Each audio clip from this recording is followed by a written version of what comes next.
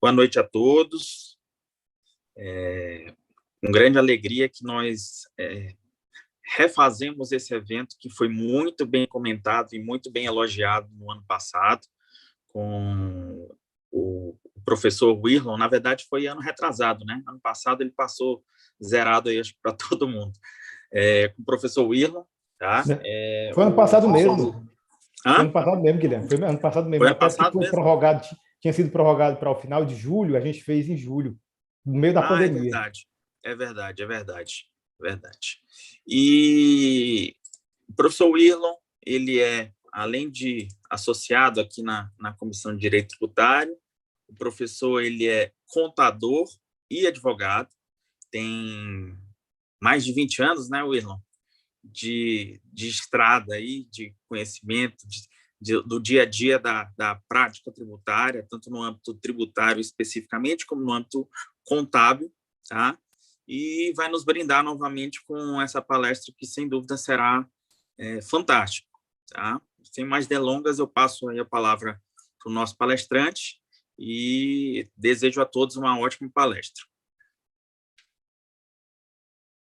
Olá, pessoal, boa noite. É um prazer estar aqui novamente junto com vocês. Quero agradecer ao AB por proporcionar essa possibilidade para a gente e agradecer especificamente à Comissão de Direito Tributário da UAB Maranhão, na pessoa do Guilherme, do Dr. Guilherme e da doutora Isabel, que despenderam tempos pessoais para que esse encontro fosse possível.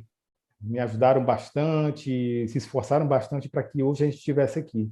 A gente não poderia deixar de começar sem fazer esse agradecimento a eles, né? Então, a gente tinha feito esse encontro no ano passado e foi bem interessante, a gente gostou bastante do resultado. E quando a gente estava fazendo nossas reuniões ordinárias lá na comissão, o Guilherme sugeriu a possibilidade de a gente repetir isso esse ano, né? E sabe como é, pedido do presidente a gente não pode negar, né? A gente tem que cumprir. Então, a gente bolou alguma coisa aqui para conversar com vocês, para que a gente pudesse repassar um pouco do conhecimento que a gente tem para vocês em termos de detalhes, tanto técnicos, teóricos, como na prática, né? A gente pretende dividir esse encontro em tópicos, até para ficar mais fácil para o telespectador, para quem está assistindo, que ele pode, de repente, alguma coisa, algum tópico dos tópicos que a gente elencou, ele tenha mais conhecimento, ele pode focar mais nos que ele está precisando mais, né? Então, enfim, vão ser 5 tópicos, um de introdução e outros 4 que a gente vai comentar daqui a pouco, né? Vamos deixar dessa introdução para lá, vamos conversar agora sobre o que interessa e sobre a apresentação que a gente tem aqui para conversar junto com vocês. Só um minuto.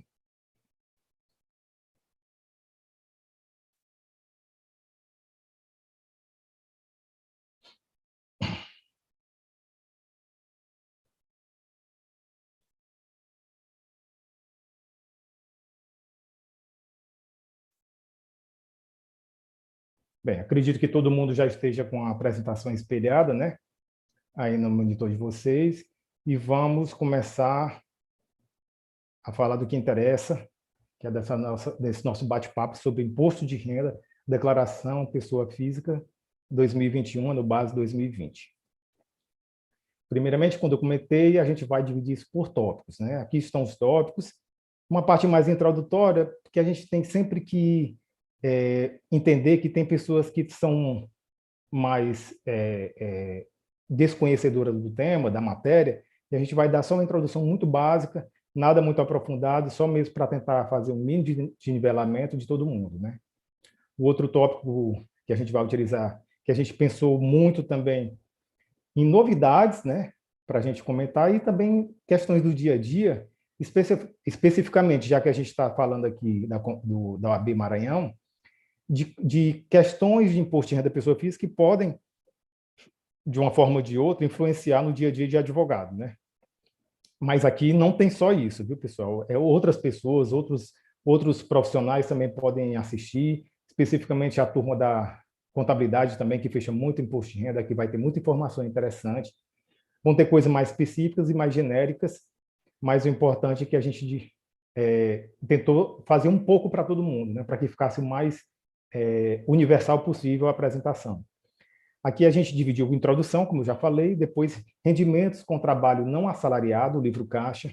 Muita gente, especificamente advogados, trabalham como pessoa física e acabam não escriturando o livro caixa. Isso pode gerar problemas futuros e a gente vai comentar sobre isso. Mas a gente está falando de advogado com livro caixa, mas pode ser dentista, pode ser um médico, pode ser um psicólogo. São várias as possibilidades, né? A gente vai falar de todas elas. O terceiro ponto seria como declarar financiamentos bancários, né? Apesar de ser um assunto relativamente simples, talvez dos 5 tópicos vai ser o mais simples esse terceiro, que é de como declarar financiamentos bancários, mas ele traz algumas ideias muito importantes que no dia a dia acaba passando batido e gerando um ônus tributário na hora de venda de um determinado bem que foi financiado, seja um veículo ou seja um imóvel, que é mais usual a gente ver isso, né?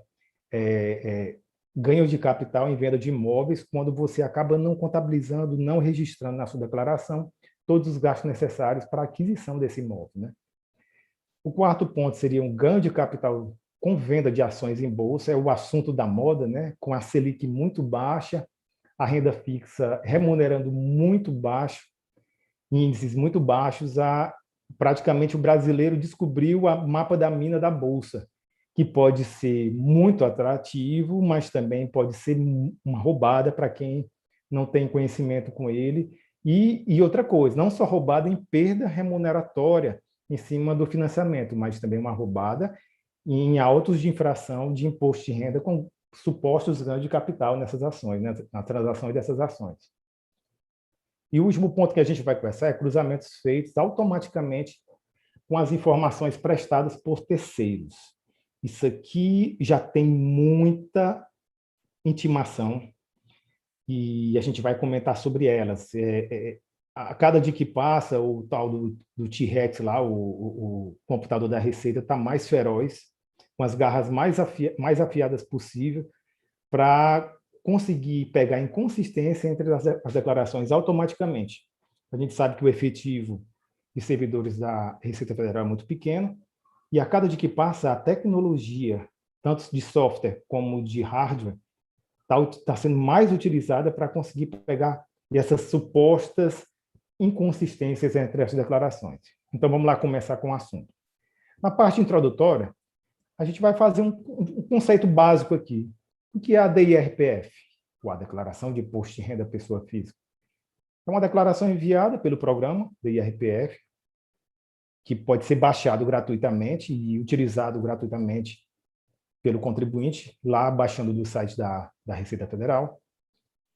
E essa declaração ela repassa à Receita as informações econômico-financeiras dos contribuintes, para efeito de apuração do imposto de renda, pessoa física. E já que a gente está falando de 2021, a gente está informando uma apuração e fatos tributários relativos ao ano calendário 2020. E é bom sempre a gente começar com esse detalhe, que a nomenclatura da declaração é a declaração 2021, ano base 2020.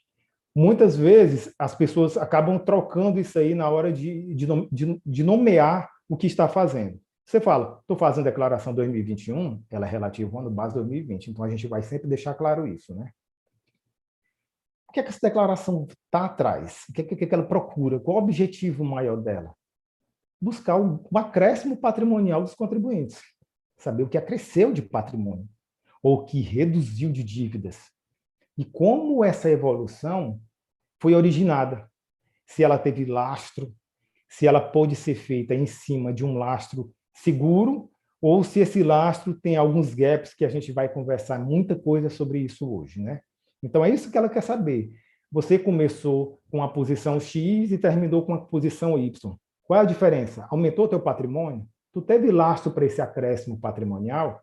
É isso que a declaração vai buscar entender. Esse é o objetivo maior dela. E, logicamente, sinais de riqueza que não são declarados. Esse aí talvez seja hoje o grande foco da declaração. É confirmar se as informações que ela tem estão batendo com a declaração e tentar confirmar se as declarações que ela não tem destacadamente, mas numa leitura sistemática da declaração, ela pode deduzir que exista e que pode ser que esteja omitido, né? Mas, assim, vamos dizer que não é o foco da declaração, não seja achar coisa errada, mas constatar que está tudo certo, né? Para não ficar um peso tão negativo na declaração. A gente fala que a declaração de imposto de renda da pessoa física 2021 ela está regulada pela IN 2010 de 2021. São coisas mais básicas, fala inclusive do auxílio emergencial no ano passado, que muitas pessoas receberam, aquele de R$ 600, que também tem que ser declarado, que não vai ser nosso foco agora, mas que já gera intimações automaticamente caso não seja declarado, viu, pessoal? Já tive pessoas que omitiram e receberam intimações automaticamente. A gente vai falar que a norma geral para tributação de pessoa física é a IN 1500 de 2014. Lá você vai ter praticamente tudo que você precisa. Lógico que é uma IN, é um ato regulatório da Receita Federal, mas ela abrange, ela consolida toda a legislação de imposto de renda da pessoa física, que é muito esparsa. Então, a gente costuma sempre direcionar para essa IN ou para o regulamento do imposto de renda, que é o decreto 9.580 de 2018. Logicamente que o regulamento, em tese, ele tem que ter tudo que a IN pessoa física tem. O decreto 9.580 deve ter tudo que a IN 1.500 tem, mas não é assim. A IN 1.500 ainda é um pouco mais detalhada. Mas todos eles são muito importantes, todas essas três legislações, quer dizer, abaixo da lei, elas são muito importantes para te direcionar, para você não esquecer nada ou ter informações mais objetivas e mais fáceis. A gente tem que dizer que a declaração de imposto da pessoa física é uma declaração por homologação. O que é que isso quer dizer, Will? Que quem faz é o contribuinte, ele que preenche, ele que informa, que a Receita tem 5 anos, que é o prazo decadencial para homologar essa declaração ou para fazer algum lançamento extra de ofício que não fora, por algum motivo, declarado pelo contribuinte. Logicamente, não é só por homologação que essa declaração... Quer dizer, a declaração é feita, mas existem vários outros tipos de lançamento que eles não são feitos complexivos durante o ano pela declaração. A gente vai comentar sobre eles mais na frente. Mas está dizendo, o fato gerador do imposto da pessoa física em regra, periódico e complexivo, porque ele dura de 1º de janeiro a 31 de dezembro. Como a gente vai comentar lá na frente, tem um tópico específico para isso que a gente vai ver sobre ganho de capital, nesse caso, a apuração ela é mensal, mas ela deve ser informada na declaração. Ela não vai influenciar no imposto a pagar na declaração, mas pode influenciar em imposto atrasado de ganho de capital durante o ano. Como eu já falei, o ano, ela indica a declaração, o ano civil, 1º de janeiro a 31 de dezembro. A gente está falando da declaração 2021, então, 1º de janeiro de 2020 até 31 de dezembro de 2020.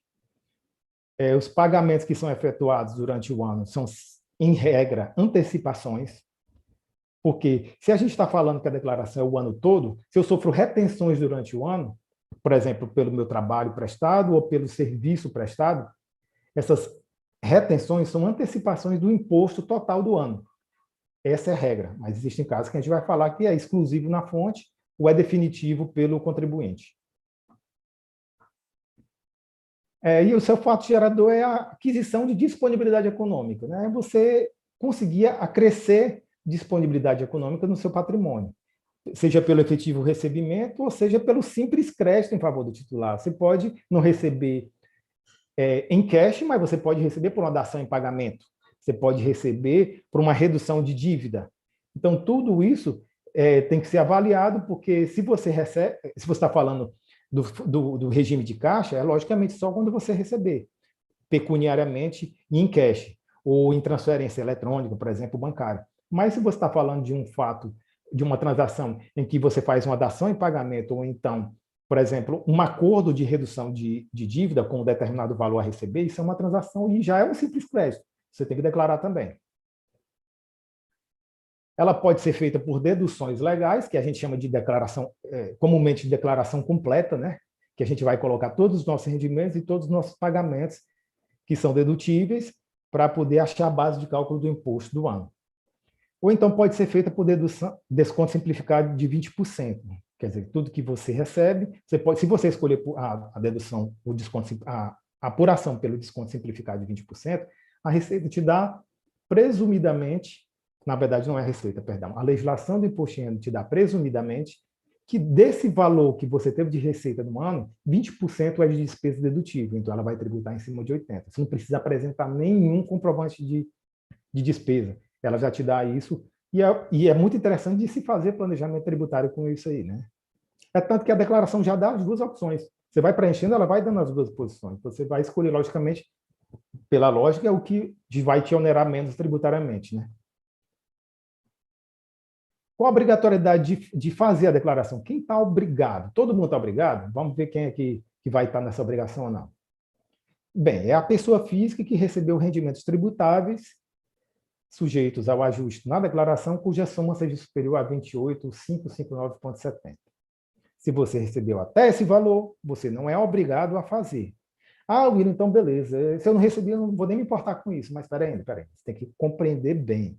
Apesar de você não ser obrigado, caso você tenha sofrido retenção na fonte, se você quiser ter a possibilidade de restituir esse valor, você é obrigado a fazer, porque você tem que demonstrar para a Receita o quanto você recebeu, escolher uma daquelas modalidades, seja completa ou seja simplificada, e fazer essa declaração para poder gerar aquele crédito, porque ela não te a Receita não te restitui esse valor automaticamente. É na declaração que você explica tudo, que você aponta, inclusive, qual conta corrente você quer receber sua restituição. Entendeu? Então, não é porque eu não estou obrigado que eu não deva fazer. Em relação à atividade rural, quem obteve receita bruta acima de 142.798,50. Quer dizer, se eu trabalho com atividade rural, se eu obtive receita, e que eu estou falando, não estou te falando de lucro da atividade, eu estou falando se eu tive receita, se eu tive um faturamento de venda de artigos agropecuários, por exemplo, então, se passar desse valor de receita anual, que aqui vai dar uma média aqui de 10, 12 mil por mês aproximadamente, né? Então, se você recebeu acima desse valor, você é obrigado a fazer, entendeu? Outro ponto que gera obrigatoriedade. Dentro da declaração vão ter muitos rendimentos que são isentos, não tributáveis ou tributáveis exclusivamente na fonte. Se você teve rendimento dessa forma, vamos dizer também definitivamente, se você teve rendimentos superiores a 40 mil durante um ano, você também é obrigado a enviar. Poxa, William, mas se já é isento, se não é tributável, se ele já foi tributado exclusivamente na fonte ou definitivamente pelo próprio contribuinte, para que eu vou informar? Se já está tudo, se eu não tenho mais nada a pagar. É interessante, sabe aquele que a gente conversou no início, aquele primeiro site do acréscimo patrimonial do sinal de riqueza? Às vezes você precisa, às vezes não, é muito importante você comprovar a origem do que entrou de receita no ano, para que você possa comprovar os seus gastos ou seu patrimônio que aumentou. Então, por mais que muitas vezes você não chegue nessa regra de 40 mil, você tem que informar para mostrar como você adquiriu seu patrimônio durante o ano, entendeu? As pessoas que obtiverem em qualquer mês ganho de capital na alienação de bens, sujeitos à incidência de imposto, ou realizou operações em bolsa de valores, de mercadoria, de futuros assemelhados. Aí a gente vai ter um tópico sobre isso hoje.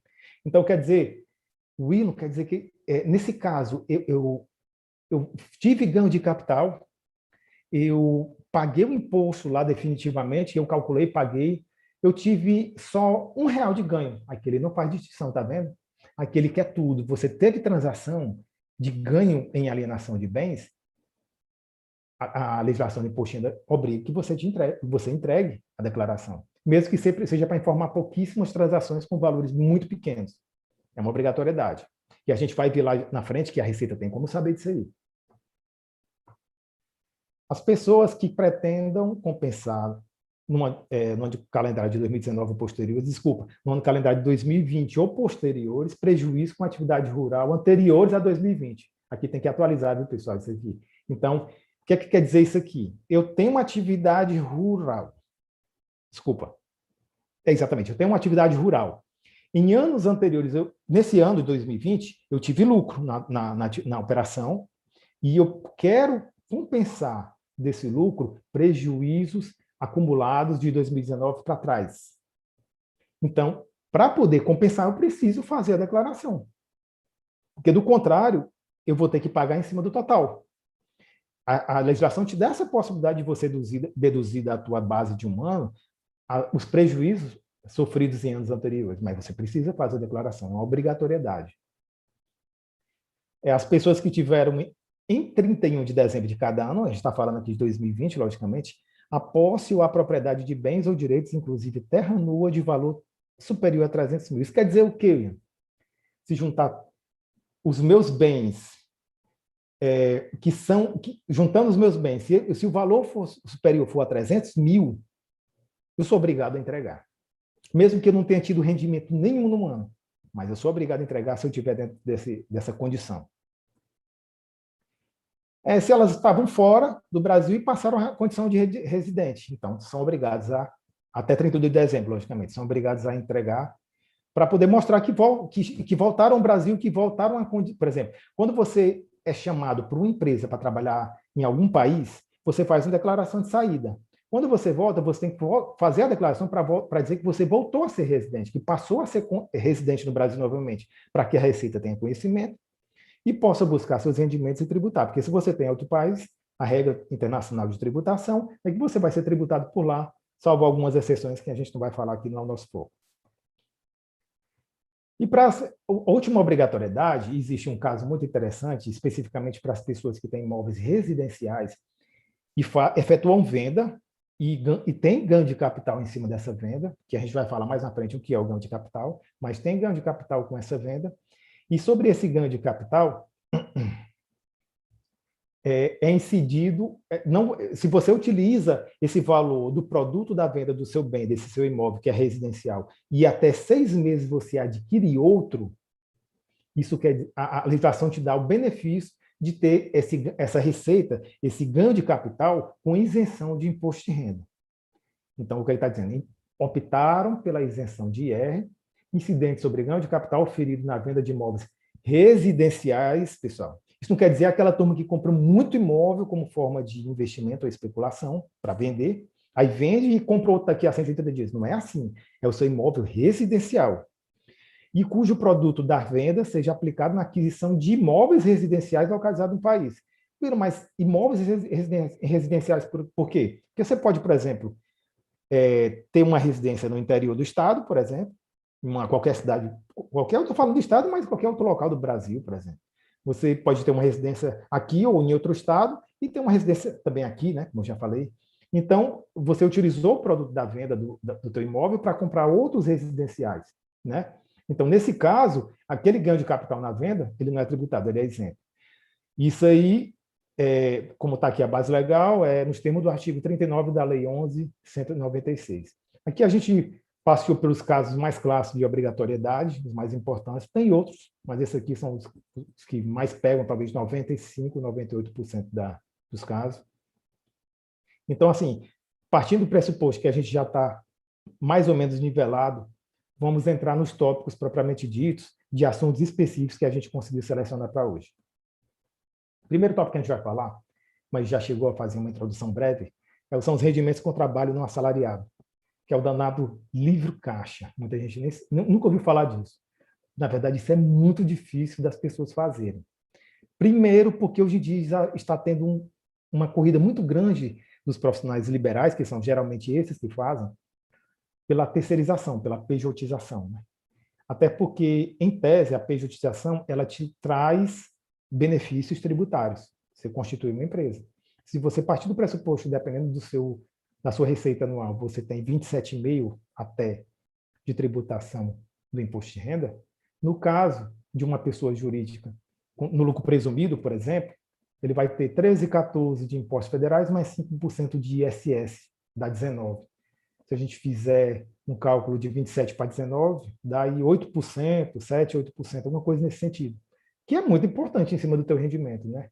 Então, vale a pena, dependendo do rendimento que você tem, constituir uma PJ e contratar um contador para fazer, porque mesmo considerando o custo do contador para fazer esse serviço, ainda pode valer a pena. É muito interessante olhar isso e, na maioria das vezes, vale a pena, tá certo, pessoal? Vamos começar a falar das especificidades. Ele é utilizado, o rendimento com trabalho não assalariado, no caso do livro caixa, é utilizado para as pessoas físicas que trabalham sem vínculo empregatício, ou seja, profissionais autônomos e liberais. Praticamente é aquela turma que trabalha por conta própria, né? Que a gente fala. Ele não é empregado de uma empresa, mas ele presta serviço para essa empresa de uma determinada forma. E não só para serviço para a empresa. Ele pode ser um empregado de outra pessoa física, né? Mas no caso, se ele não tiver vínculo empregatício, ele é um autônomo. E ele precisa fazer uma espécie de um controlezinho das receitas e despesas para poder se achar a base de cálculo do imposto. Todos os rendimentos que entram, logicamente, são receitas, né? Isso é básico. E alguns gastos são dedutíveis, né? Vamos ver, que eu acho que o mais importante para a gente é ver o que a gente pode deduzir do imposto. Ou melhor, da base da apuração, para poder achar a base de cálculo, deduzir das receitas. Até o ano passado, esse acompanhamento mensal, que a gente vai falar sobre isso, o imposto de renda sobre o trabalho não assalariado, ele tem um período mensal, mas ele se finaliza durante o ano, mas a apuração dele é mensal, para efeito de antecipações. Esse controle era feito no programa chamado Carnê-Leão, no caso, até o ano passado, 2020. Para quem precisa fazê-lo nesse ano, a Receita não está mais disponibilizando um programa específico. Você vai ter que ter um certificado digital ou um código de acesso para entrar no ECAC, e você vai fazer lá dentro pelo que a gente chama agora de Carnê-Leão Web. Vai preencher tudo lá dentro, todas as suas receitas e todas as suas despesas dedutíveis para poder se achar a base de cálculo. Então, a partir desse ano, direto no site da Receita pelo ECAC. Aqui, a gente para achar esse livro caixa, para achar a base de cálculo do IR, é feita uma mini contabilidade para apuração da base de cálculo do imposto da pessoa física. Você vai ter que colocar tudo que você recebeu pelo regime de caixa, tudo que você pagou também pelo regime de caixa, entendeu? Então, então precisa de contador? Não, você pode fazer pessoalmente. Não tem nada do outro mundo, pessoal. A gente vai falar aqui, os maiores detalhes a gente vai falar aqui. Depois, o que a gente não vai falar aqui são coisas muito específicas, que não vale a pena, porque senão vai alongar demais. Então, vamos lá para o mais importa. Você falou que tudo que você vai ganhando durante o ano, com o serviço que você presta, é dedutível. Desculpa, é tributável. Tudo que você vai ganhando é tributável, as receitas. Agora, nem todas as despesas são dedutíveis. Vamos falar o que mais importa. Quais são as dedutíveis, né? As receitas decorrentes do exercício da tua respectiva atividade. Se você é um advogado, como a gente está falando aqui no canal da OAB, você vai ter gastos com aluguel de uma sala, com a energia elétrica, com a internet. A gente vai ver lá na frente que existem outros gastos de capacitação. Enfim, todos os gastos inerentes à tua atividade, eles podem e devem ser deduzidos, tá certo? Essa é a regra. Tem exceção? Tem. Vamos falar na frente da exceção, mas essa é a regra. Todos os gastos respectivos à tua atividade. Se você é advogado, a tua atividade do exercício da advocacia, se tu é dentista, a tua atividade de atendimento no teu consultório, se tu é médico e assim sucessivamente.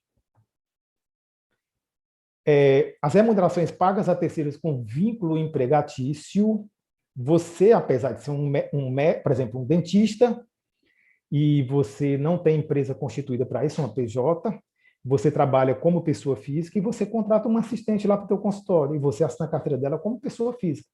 Então, esses gastos relativos a terceiros com vínculo empregatício, no caso, veja lá, vínculo empregatício, tem que ter carteira assinada. Aí você pode abater dos gastos que você tem para efeito de base de cálculo do imposto de renda.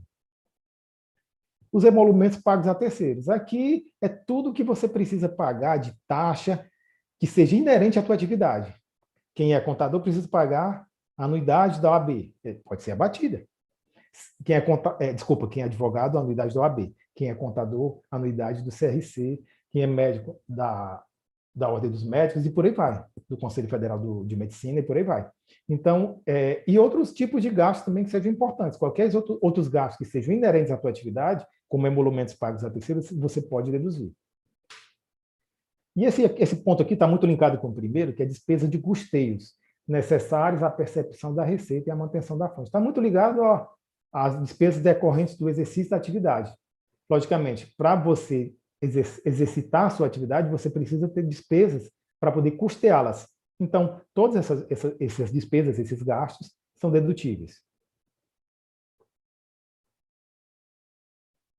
Gastos com capacitação, muito importante. Já que a gente está falando aqui de trabalho não assalariado, de livro caixa, a gente está falando basicamente 90 e tanto por cento aí da turma de profissionais liberais.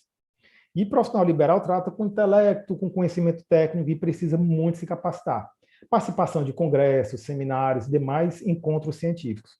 O material que você compra, a inscrição que você paga, a hospedagem que você precisa para ir para outro estado ou para outra cidade para poder assistir, o transporte, tudo isso ele pode ser deduzido da tua base de cálculo do imposto de renda para efeito do livro caixa, entendeu? É muito importante ter isso. Agora, muito importante também, guardar o certificado de comparecimento a esse evento, né, pessoal? Porque não adianta você mostrar uma passagem para o Rio de Janeiro, passar o final de semana curtir lá e não ter nada para comprovar que você estava participando de um evento de capacitação.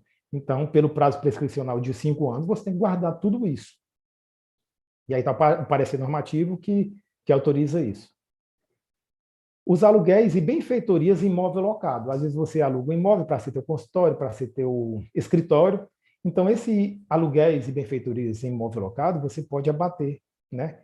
E se você estiver trabalhando, que hoje em dia é muito comum no home office, 1/5, ou melhor, 20% das suas despesas residenciais, todas elas que a gente comentou, seja um aluguel, seja energia, seja internet, ou seja, qualquer outro tipo de despesa que você tenha, você pode abater 20% da tua declaração, entendeu?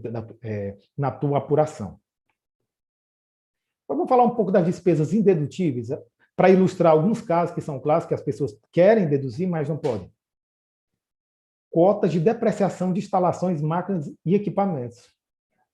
Vamos falar do médico que compra aquela cadeira, né? Todos aqueles equipamentos, estou falando, desculpa, o dentista que compra aquela cadeira com seus equipamentos, e aquele equipamento ele custa monetariamente, você precisa pagar por aquilo.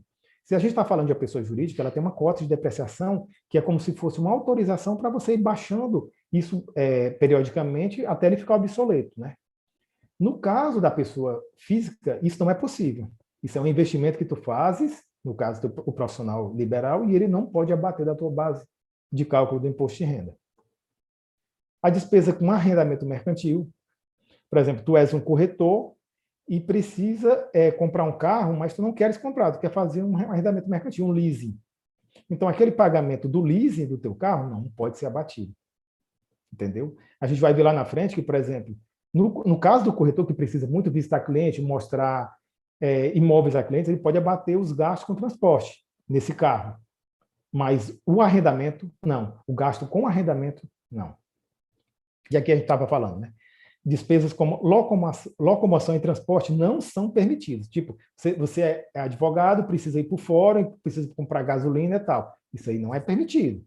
Salvo no caso de representante comercial autônomo e de despesa de transporte para o comparecimento em eventos científicos. Então, representante comercial, e no caso a despesa de transporte que a gente já comentou anteriormente, para você viajar para outro estado para fazer um evento científico, um congresso, para participar.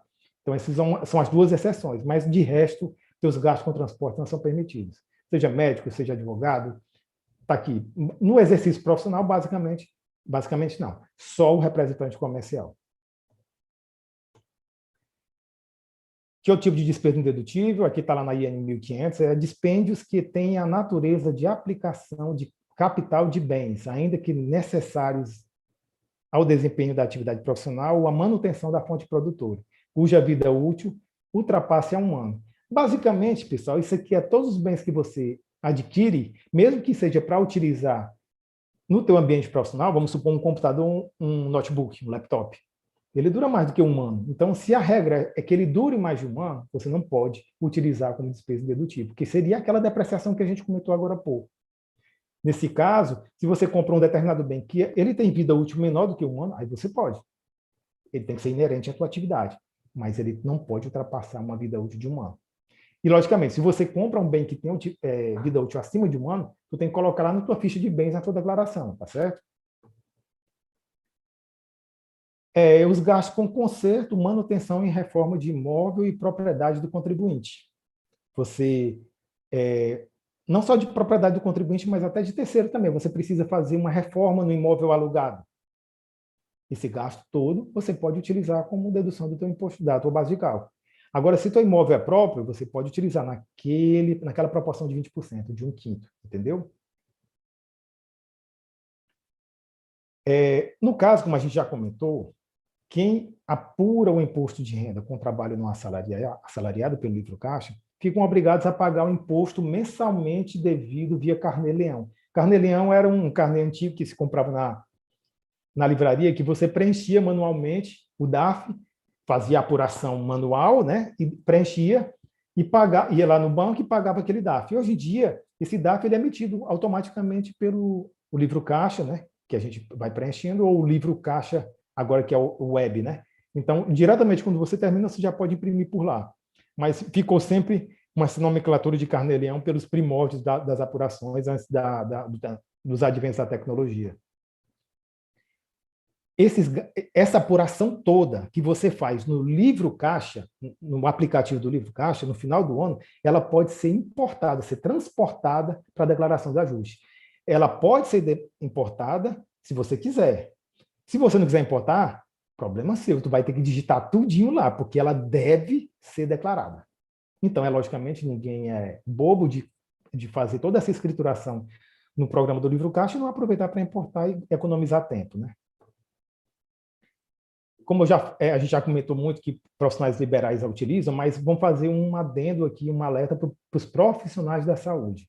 Esses devem atentar para informar o CPF dos titulares dos pagamentos de cada um desses serviços. Não só dos pagamentos, mas dos efetivos beneficiários. Eu posso levar meu filho para um determinado médico que não tenha pessoa jurídica, que trabalhe com pessoa física pelo livro caixa, e posso pegar um recibo para o meu filho. Quem está pagando? Eu, o Irmão. Mas o beneficiário quem é? É o meu filho. Lá no recibo tem que estar dizendo isso. E o médico tem que saber disso, tem que fazer dessa forma. Por quê? Porque lá na declaração, vamos supor que eu paguei para o meu filho, mas o meu filho não seja meu dependente, por exemplo, seja da minha esposa na declaração dela, então eu não posso utilizar. Está entendendo? Então, além do CPF do titular do pagamento, tem que colocar também o beneficiário. Eu vou até depois complementar essa informação nesse slide. E outra coisa interessante são as retenções sofridas em serviços prestados durante o exercício, são consideradas antecipações do IR.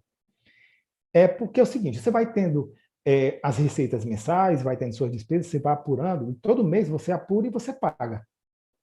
Esse valor de pagamento mensal, ele é como se fosse, não, ele é uma antecipação para que no final do ano você abata do teu imposto devido total.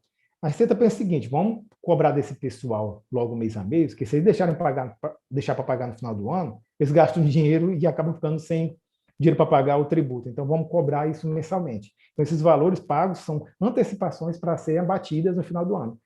Pode ser até no caso no final do ano, teu imposto seja menor do que das tuas antecipações, desses pagamentos, e você tem imposto a restituir. E no caso de utilização de um imóvel por 2 ou mais profissionais, o profissional que tiver formalizado a despesa em seu nome deve fornecer recibo aos demais, pelo valor ressarcido, cujo será considerado uma receita pelo primeiro. Aqui parece um texto todo rebuscado, mas é muito simples. Eu, mais 2 colegas meus, alugamos uma sala em um determinado edifício comercial por R$3.000. Quem está no contrato junto à corretora, ou junto a pessoa que está alugando, sou eu, o Irmão. Então, eu vou pagar esses 3.000. Só que os meus 2 colegas que trabalham comigo vão me ressarcir cada um em R$1.000. Então, eu vou ter que emitir recibo para eles do valor que eu fui ressarcido. E lá na declaração, e vou ter que informar esse valor como receita minha, desse ressarcimento. E os meus colegas que tiverem me pago vão colocar isso como despesa deles profissionais lá e vão poder abater na base de cálculo deles, entenderam? Então, quem divide imóveis e recebe ressarcimento por isso tem que emitir recibo para os seus colegas. E comentando aqui, advogado associado recebe participação nos resultados, não se constituindo em salário ou em remuneração fixa, que não tenham característica de adiantamento do pagamento desses resultados. Existe uma tabela toda específica para pagamento de PLR, né, que é participação dos resultados. E essa PLR, a gente vai falar com ela, porque não é o foco, mas ela é tributada em apartado, né? Não vai, você tem que logicamente declarar na sua declaração de imposto de renda, mas ela não vai para o livro caixa, né?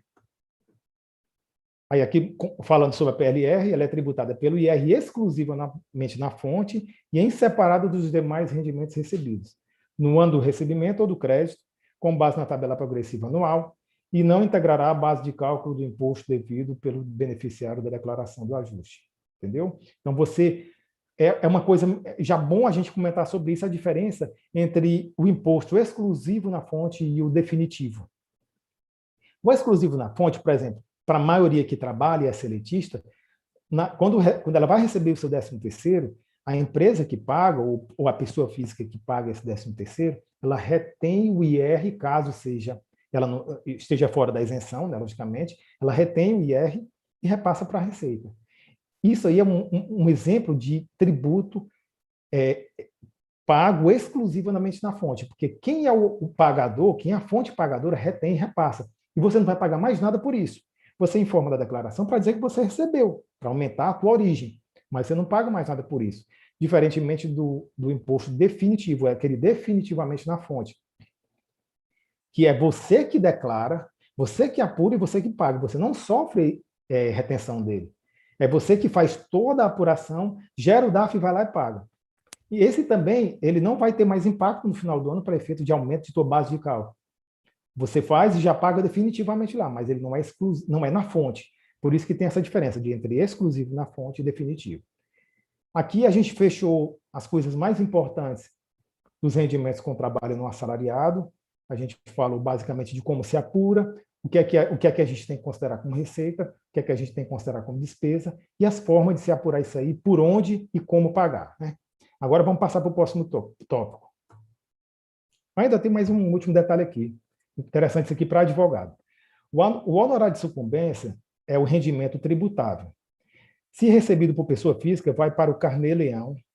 Se recebido por pessoa jurídica, ele sofrerá retenção. Ambos são antecipação de imposto. Isso no caso do advogado, para quem não advoga, quem esteja assistindo e não seja do dia a dia do advogado, quando o advogado ele ganha uma determinada causa de seu cliente, determinada ação, ele ganha da parte perdedora um valor que a gente chama de honorário de sucumbência, que quem determina é o juiz em sentença. E esse valor ele é despesa tributável do advogado. O advogado tem que informar isso na Receita Federal, na declaração de imposto de renda. E, no caso, se ele recebe esse valor, ele entra no carnê-leão. Você tem que colocar essa receitazinha lá no carnê-leão para achar a tua base de cálculo do imposto, entendeu? Se você é uma pessoa jurídica, quem te paga já tem que fazer a retenção e repassar, né? E você aproveita aquele valor como uma antecipação do teu imposto. Então, todos dois são antecipações. No final do ano, você vai apurar e ver se você teve mais retenção do que imposto a pagar ou se teve imposto a restituir ou imposto a pagar, não é isso? Então, assim, agora sim, a gente finalizou o segundo tópico. Vamos passar para o terceiro. Esse aqui, pessoal, é um tópico que todo mundo negligencia muito, mas é muito importante. Ele fala dos financiamentos bancários de bens. E é muito importante falar sobre ele, porque apesar de ele não gerar, em tese, imposto a pagar naquele momento instantâneo, ele pode gerar um impacto de economia ou de dispêndio tributário futuramente, se você não souber fazer da forma correta. Então, por mais que seja uma declaração só de bem ou de dívida, é muito importante saber declarar. Vamos lá conversar sobre ele.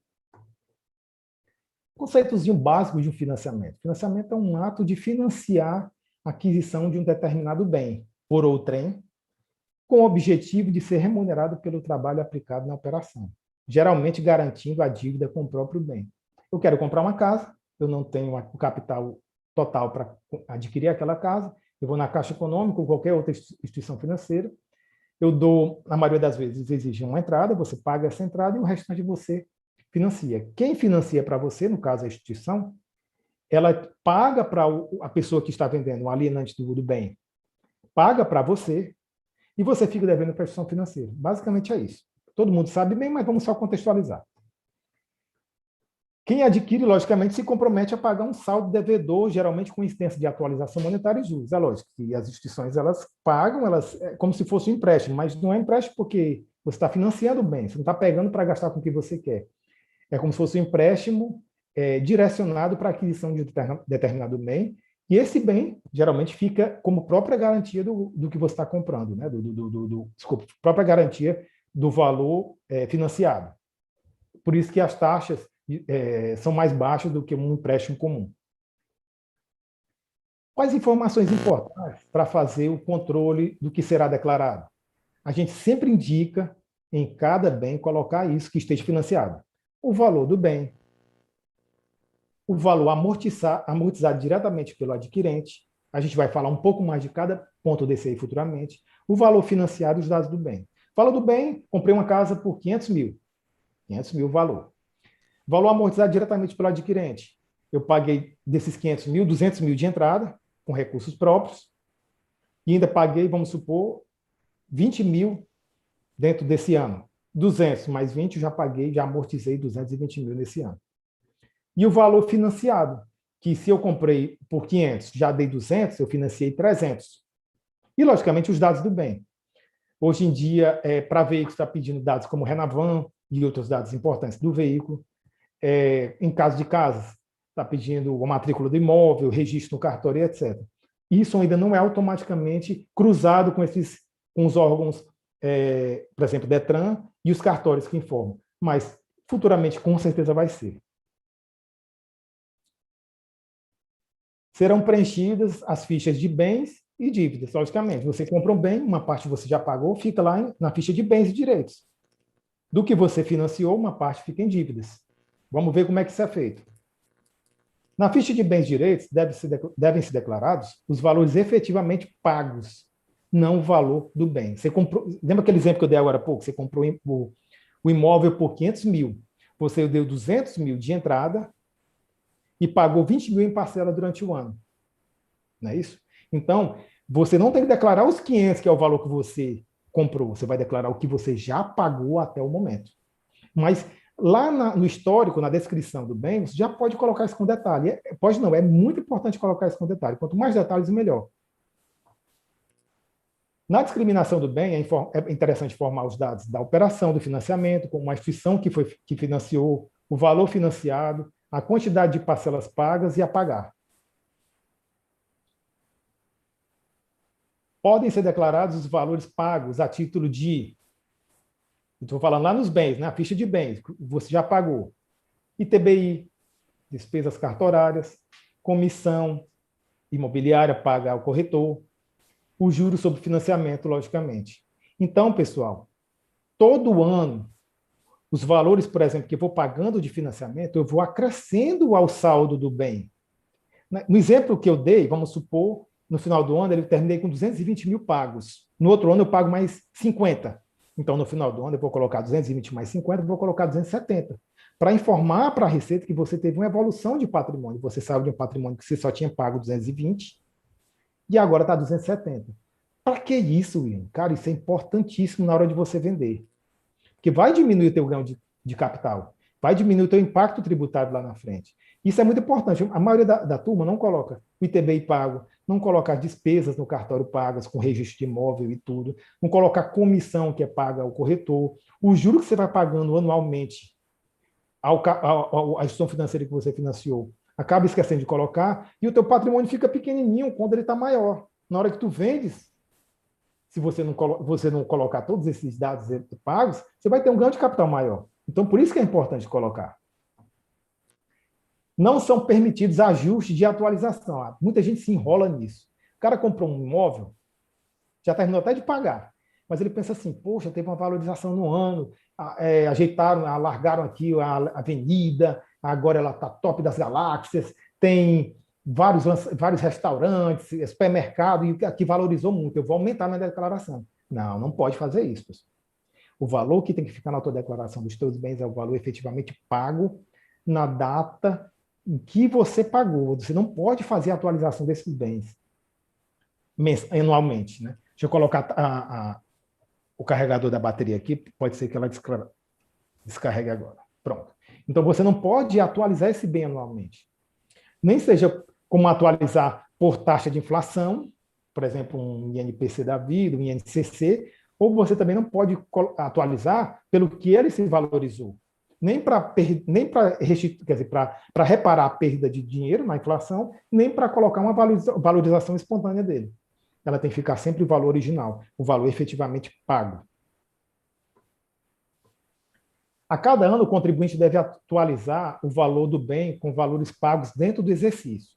Por exemplo, aquilo que a gente já falou. Eu comprei dentro do ano por 200 mil, paguei dentro do ano mais 20 mil de parcelas, então ficou 220. No outro ano eu paguei mais 50, então ele saiu 220 para 270. Tudo que você vai pagando, inclusive com juros e multa. Não é só o valor amortizado, não. Você vai aumentando ao valor do bem que está na sua declaração.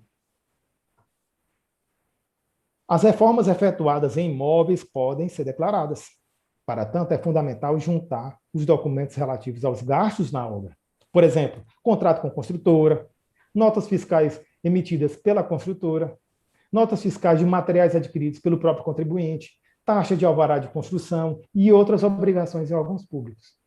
Então, pessoal, se você fez reforma e você tem documentos hábeis, não é chamar o pedreiro amigo teu para fazer a reforma e colocar aquilo como um valor de reforma, não. Se você não pagou, por exemplo, INSS para ele como contribuinte autônomo, se você não assinou a carteira dele, você não pode colocar aquele dado como aquele serviço prestado na reforma como aumento do teu patrimônio, porque você não tem documento hábil legal para isso.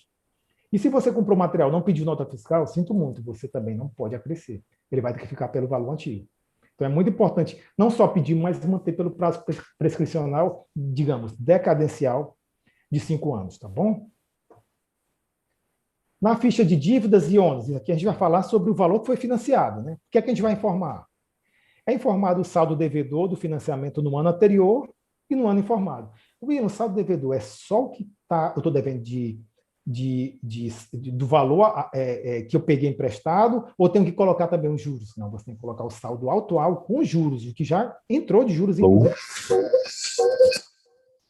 Opa, Guilherme, desliga o teu microfone aí. Então, você vai colocar os saldos devedores no financiamento, o valor que você pagou durante o ano, inclusive com juros. Quer dizer, você vai colocar no saldo devedor o valor que você tem a pagar, inclusive com juros. Então, você tem 3 opções lá: o saldo inicial, o saldo final, e lá na esquerda, lá na direita, no outro ponto, vê o quanto você pagou durante o ano. E interessante que esse valor pago não é o valor amortizado, é o valor efetivamente pago, que está com multa e qualquer outras atualizações que existam. Tudo que você pagou durante o ano, você tem que colocar lá na parte do pagamento. E isso, pessoal, é importante. Tudo isso que você está colocando como pagamento, você tem que ter origem de receita durante o ano para poder suportar isso aí. Porque senão, tu vai ter mais patrimônio do que receita. Isso gera um patrimônio a descoberto que a Receita Federal adora para poder autuar, né? Na discriminação da dívida, você vai colocar como detalhes lá praticamente todas as informações que você colocou lá na ficha de bem, desse mesmo bem, né? Nada a acrescentar muito com relação a isso aí, não. Outra coisa importante é que a Receita Federal só exige que sejam informados contratos a partir de R$ 5.000. Isso quer dizer que eu não preciso colocar contratos até R$ 5.000 na minha declaração. Mas às vezes é interessante, porque às vezes você conseguiu crescer um patrimônio durante um ano que ele se suporta com esses 5.000. É difícil acontecer isso? É capaz de ser difícil, mas é interessante. Pode ser que aconteça e você tem que colocar para poder suportar a tua origem de como você conseguiu fazer aquela evolução de patrimônio ou aqueles gastos informados em pagamentos. Então, por mais que não seja obrigado, é interessante colocar. Pronto, eu disse que essa aqui seria uma das partes mais tranquilas de falar. A gente falou isso só porque realmente gera muita dúvida e muito erro na declaração. E isso gera impacto, como eu já falei, na hora de vender esse imóvel que foi financiado e que não foi bem declarado durante os anos nos pagamentos do financiamento, tá certo? Vamos considerar esse tópico finalizado e vamos passar para o próximo. Agora vamos falar para a menina dos olhos, a namoradinha do Brasil dos investimentos, que é investimento com ação em bolsa, que é renda variável. Pessoal, ultimamente a Selic chegou a 2%, ela já está crescendo, já está 3,50, né, se não me engano agora, subiu 7,5 e 7,5. Selic está muito baixa, principalmente se a gente comparar com alguns anos em que ela esteve a 14%. Então, foi quase que um movimento natural dos investidores saírem da renda fixa, que já estava muito garantida com tesouro direto, com fundos de renda fixa, para conseguir ganhos maiores lá na venda de ações, no mercado de ações. Ou sendo trader, o que é a diferença do trader para o investidor padrão? Você pode comprar ações simplesmente para receber dividendos, que são distribuição de lucro, ou juros do capital próprio, por exemplo. E você deixar lá como investimento de longo prazo. Ou você pode comprar, como a gente sempre utiliza no jargão de investidor, quando a cotação dela cai, para que quando ela suba, você venda e realize esse lucro, esse ganho de capital, que a gente não vai chamar de lucro, vai chamar de ganho de capital. Quem faz isso, compra no dia, espera alguns dias para deixar subir, é um investidor normal, especulador, mas investidor normal. Agora existe aquela turma que está muito surgindo hoje no mercado de ações, de investidores, que são os traders, que fazem investimento day trade, aquele que compra no dia, especulando que aquela ação dentro do mesmo dia vai subir e até o final do dia você vai realizar essa posição, você vai vender tudo. Logicamente que isso, quem tem que fazer isso tem que ter muito conhecimento para saber qual ação vai ter acréscimo, vai ter ganho nesse dia. E isso aí, para quem conhece pouco, por exemplo, como eu não me arriscaria nisso aí. Mas tem gente que faz muito isso aí e tem gente que está se dando muito mal nisso aí. E a gente vai ver que o mercado, a Receita, por exemplo, federal, a legislação utiliza de formas para desestimular as pessoas a serem traders. A gente vai falar lá na frente, tá certo? Vamos falar um pouco dos tópicos, então, do ganho de capital, já que hoje em dia a menininha cresceu muito, o menino dos olhos, né? A galinha dos ovos de ouro para muita gente e também o terror para muitas outras. Conceito de ganho de capital. Ganho de capital é a diferença positiva entre o custo histórico de aquisição de um determinado bem e o valor de venda desse referido bem. Comprei um determinado lote de ações por 10 mil, vendi daqui a um mês por, sei lá, 11 mil. Então, se comprei por 10, vendi por 11, tem um ganho de capital de 1.000. Esse ganho de capital vai ser tributado. Entendeu? É isso que a gente chama de ganho de capital. É o capital que você tinha de 10 mil que foi vendido e aquele capital que era 10 aumentou para 11 e você teve um ganho de 1.000. É isso que a gente chama de ganho de capital para efeito de tributação. A apuração de imposto de renda pessoa física em ganho de capital é mensal. E interessante, ela é definitiva. Você efetua a tua apuração, quer dizer, você faz a tua apuração, você paga o seu imposto e ele já está definitivamente tributado. Ele não é considerado uma antecipação, como é, por exemplo, uma retenção efetuada no teu salário para quem é seletista ou para quem é servidor público também. Ou para quem é autônomo e sofre retenção na fonte. Ou para quem é autônomo e paga seu imposto de renda pelo livro caixa, como a gente comentou no segundo item. Então, nesses casos que eu te falei, são antecipações, mas no caso do ganho de capital, é uma tributação definitiva que a gente comentou lá atrás. Eu apuro, pago o imposto e ele já está definitivamente resolvido. Aí, beleza, não preciso mais colocar na declaração. Espera ainda. Vamos por partes. Vamos avançar que vocês vão entender melhor. Aí, como a gente já falou, a base de cálculo do imposto de renda é o ganho apurado. Tem alguns detalhezinhos, por exemplo, você pode abater desse ganho as notas de corretagem da corretora, né? Mas a gente vai falar um pouco mais lá na frente sobre isso. Mas, em tese, a base de cálculo do IR, pessoa física, no ganho de capital de ações, é o ganho apurado na venda dessas ações. Cada operação de venda deve ser preenchida no Programa de Apuração dos Ganhos de Capital, chamado GCAP. Esse programa é muito parecido com o programa do livro caixa. No caixa, você faz uma apuração de tudo que você ganha no mês e tudo que você tem de despesa dedutível para achar a sua base de cálculo.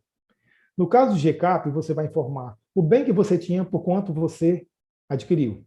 Você vai informar por quanto você vendeu e as condições dessa venda.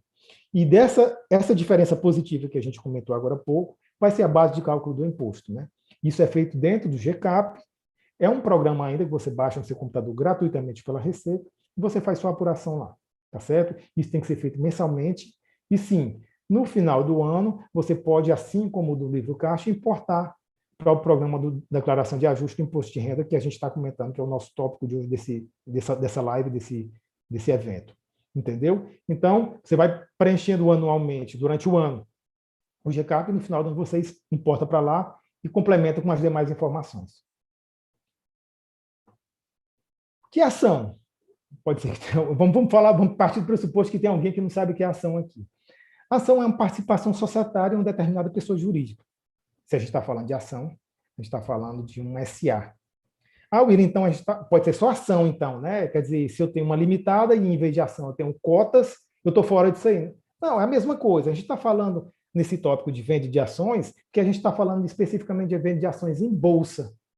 Por isso que eu não estou falando de venda de cota de limitada, porque não se efetua na bolsa. É feita diretamente entre o alienante e o adquirente, via contratos padrões formais feitos entre as partes, com condições pré-estabelecidas. No caso de uma ação, não. As condições já estão lá, você faz só uma adesão àquilo que está sendo proposto no mercado de ações, né? As ações negociadas em bolsa de valores são participações cujas negociações, compras e vendas são efetivadas em uma corretora de valores. É o mais padrão de tudo. Para você comprar, você não pode chegar, por exemplo, na B3, que é a Bolsa de Valores de São Paulo, e dizer, eu quero chegar lá no atendimento, ou lá dentro do próprio site da B3 e comprar lá. Eu não sou um grande investidor, pessoal. Eu não tenho certeza disso. O meu negócio aqui é falar de imposto de renda, mas pelo que eu conheço, só se pode adquirir e vender ações por intermédio de uma corretora. Aí a gente tem vários atualmente para poder te dar exemplo, como a XP, a Itaú Corretora, a Ágora do Banco Bradesco, entre esses bancos digitais novos também que tem ferramentas de corretoras para poder você adquirir e comprar ação. Você tem que fazer um cadastro lá. Você coloca o dinheiro lá numa conta corrente especificamente para ser utilizado na compra de investimentos, no caso ações ou fundos, né, dependendo do caso. E é por lá que você faz as suas transações, entendeu? E a gente vai falar nisso, que aí tem o pega para capar e tem o detalhezinho da receita, saber quando você tem ganho de capital. As ações devem ser preenchidas na ficha de bens e direitos de 2021 pelo seu valor de aquisição. Não é o valor de mercado em 31/12. Se você comprou um determinado lote de ação em junho, mês 6, por 10 mil, no dia 31/12, que é a informação de patrimônio que a sua declaração de imposto de renda exige, não está mais 10 mil, está 12. Eu tenho que colocar 12? Não, você vai colocar o 10 mil. Sempre o valor de aquisição, o valor histórico. Tá certo? Acrescido das notas de corretagem, da despesa que você teve para fazer aquela aquisição. Tá certo? Ou o contrário também. Se você comprou esse lote de ação por 10 mil, no final do ano teve uma queda no preço da ação, e ela não vale mais 10 mil, vale 9.500, você vai permanecer com 10 mil, até para quando você vender, você mostrar que teve o prejuízo, que vai ser muito importante a gente falar desse prejuízo depois. Ninguém quer que o investidor tenha prejuízo, mas existem procedimentos para você ajudar você deduzir lucros futuros com esse prejuízo, entendeu? Na hora de apurar o ganho de capital para efeito de base de cálculo do imposto de renda da pessoa física.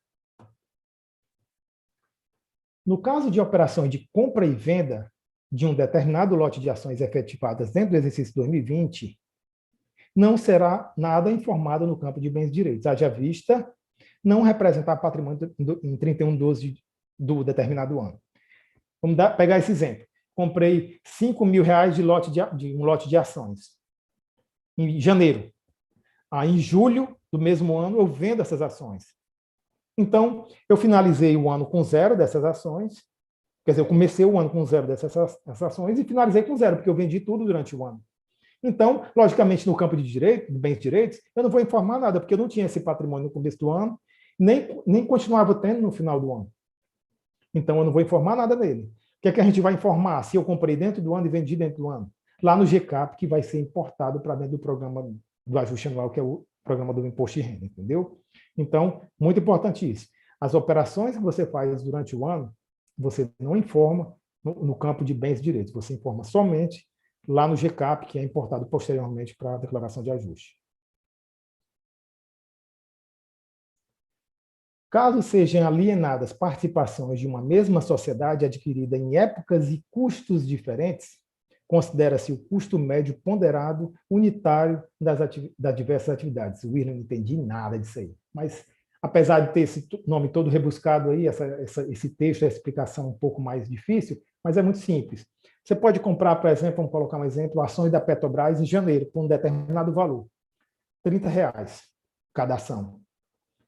Você não vendeu essas ações, você fica com aquele lote de ações a R$ 30 cada uma, lá no teu patrimônio. Lá em junho, mês 6, você compra mais um lote, só que em vez de 30, agora ela está R$ 32. Então, você vai ter que fazer uma média ponderada. Pegar o valor do primeiro lote de ações, o valor da ação no primeiro lote comprada, vezes a quantidade de ações, mais o valor da ação na segunda compra, vezes a quantidade de ações compradas na segunda compra, dividido pelo total das ações, para achar quanto equivale uma ação em sua média ponderada. Para se você vender, você vai utilizar a média ponderada. Não é aquela história do eu vou utilizar primeiro o lote o valor da ação que eu comprei, para depois utilizar o do segundo, não, é a média ponderada. Na contabilidade, a gente costuma chamar isso de PEPs e o EPS, né? Que é primeiro que compra, primeiro que sai, último que compra, último que entra, último que sai. Primeiro que entra, primeiro que sai, e último que entra, último que sai. Mas isso aqui não se aplica, aqui sempre será para efeito de apuração de ganho de capital e de mensuração, valorização do teu patrimônio de ações adquiridas, ações de retorno variável, nesse caso você vai utilizar sempre a média ponderada. Valor da alienação. Qual o valor da alienação? O valor da alienação é o preço efetivo da operação de venda ou da cessão de direitos, ou do valor do mercado nas operações não expressas em dinheiro. Logicamente, aquele exemplo que eu te dei, tu compraste por R$ 30 a ação e tu vendeste por 35. O que vai valer é o preço da tua venda, o preço que você tinha no momento da venda. O valor de mercado, caso não seja expresso em dinheiro. Você pode fazer uma determinada operação que, em vez de pagar em dinheiro, você paga em ação, né? Então, nesse caso, vai ser o valor de mercado da ação naquele momento, porque ela não pode ser expressa em dinheiro, então vai ser pelo valor de mercado. Então, utilizar sempre o valor na época da venda ou da transação de alienação, ou de permuta, ou de dação em pagamento e etc. O valor pago a título de corretagem pode ser deduzido da base de cálculo. Isso tanto o valor da corretagem, porque é o tipo da coisa. Eu te falei que eu só posso comprar ação pela corretora e vender pela corretora. É nesse ponto que a corretora consegue a receita dela e o faturamento dela. Porque cada movimentação que você vai fazendo, ela vai recebendo um serviço, que é o chamado valor de corretagem. Algumas corretoras recebem também um percentual em cima do ganho dessas ações que ela te vendeu, que ela fica deixando lá, como é que chama? Custódia, né? Custódia lá. Mas quando a gente está falando aqui de ganho de capital, a gente vai falar somente a título de corretagem, né? O ganho de capital relativo à alienação de ações em vendas de até 20 mil no mês é isento.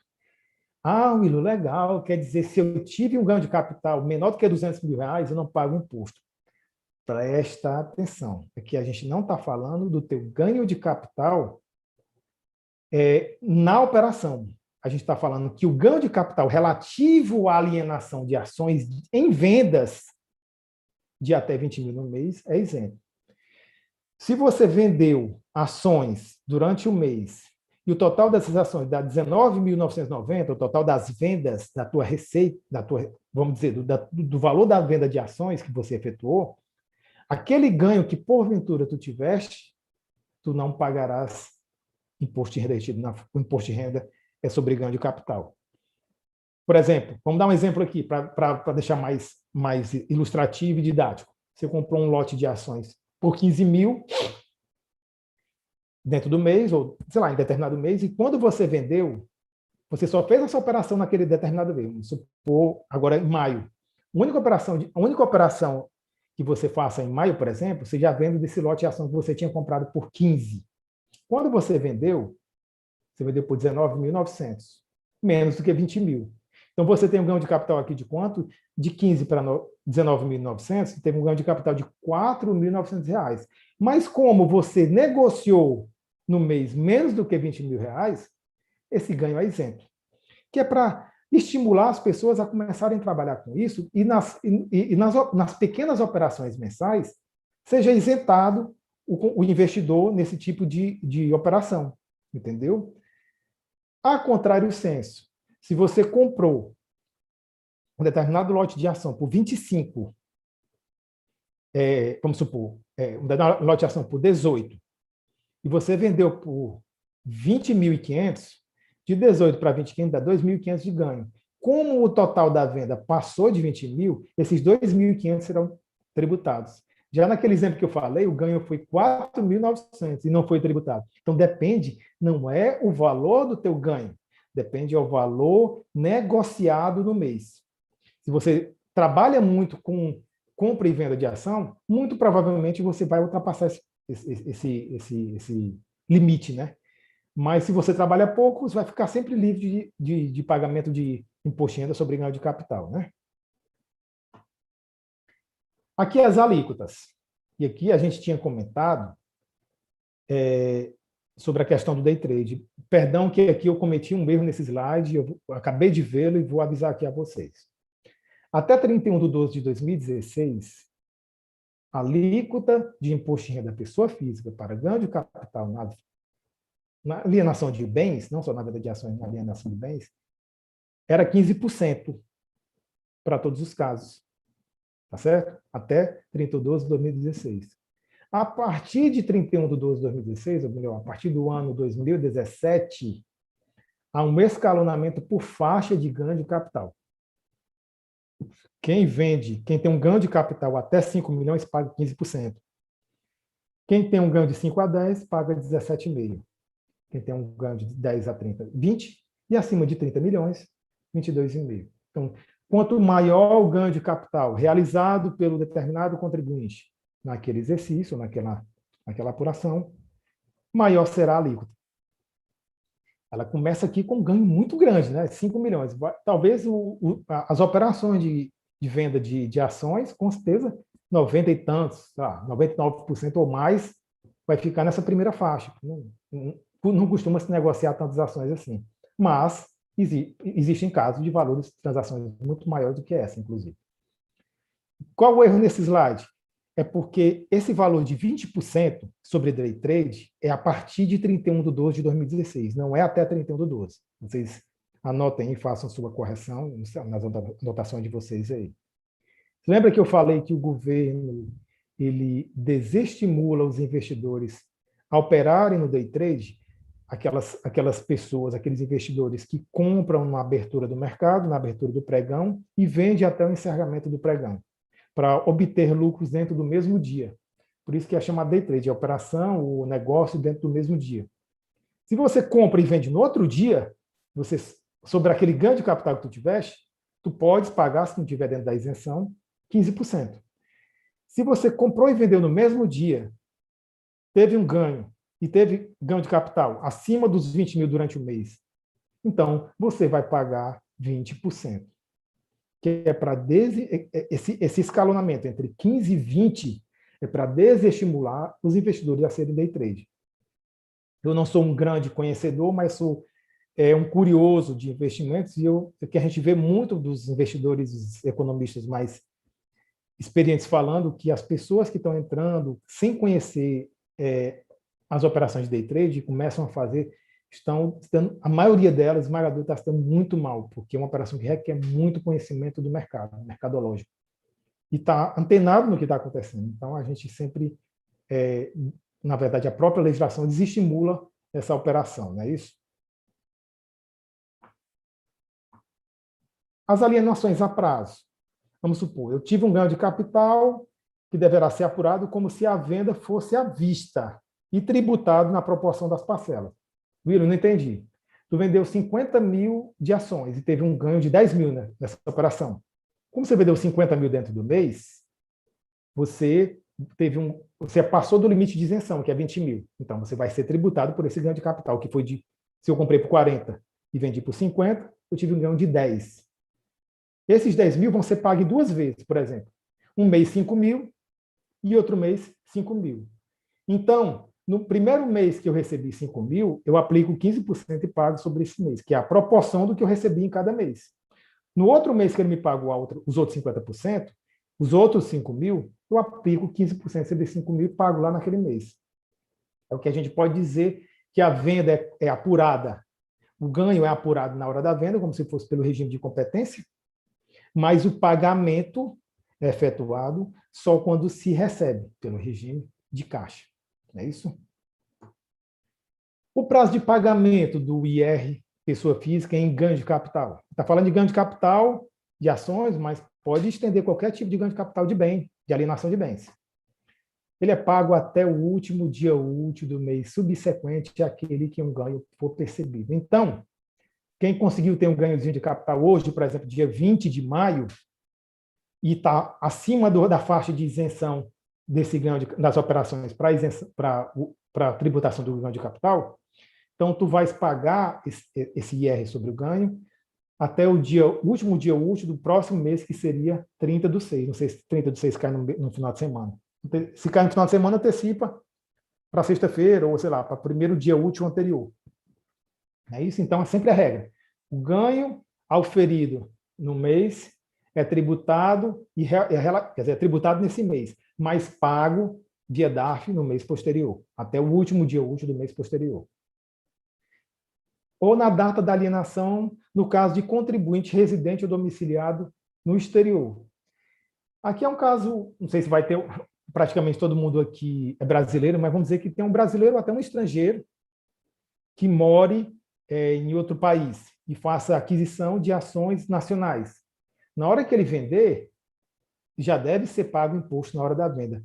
Eu nunca vi uma operação dessa, não sei dizer se é o banco ou a instituição que faz essa operação, ela já retém e repassa. Essa informação realmente eu confesso que eu não sei. Mas o fato é que a data, o prazo de pagamento é na mesma data da alienação que você auferiu aquele ganho de capital tributável. Ou então até a data prevista para a entrega da declaração final de espólio.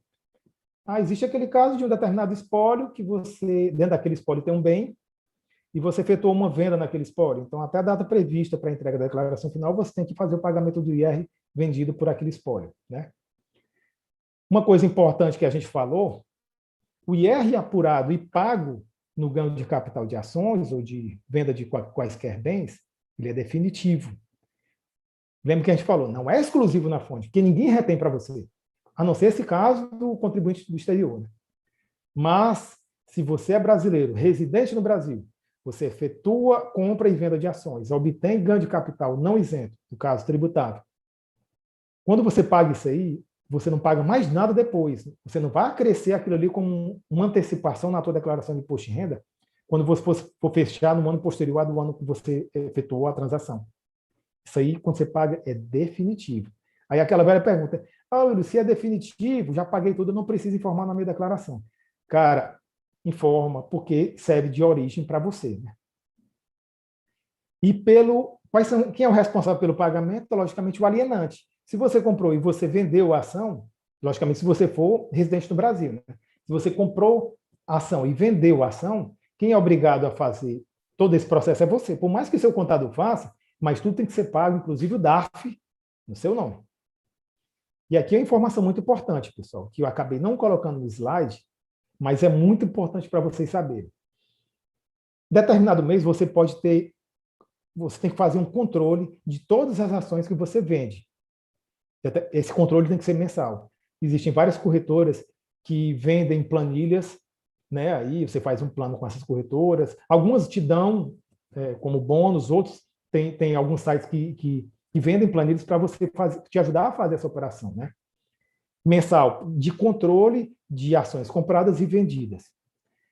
Então, Se em determinado mês, todas as suas vendas, você teve ganho de capital, logicamente, você vai ser tributado caso você ultrapasse aquele limite de 20 mil na operação dentro do mês.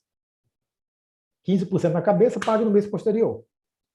Se no outro mês, por exemplo, todas as suas ações vendidas, em vez de lucro ou ganho de capital, tu tiveste prejuízo.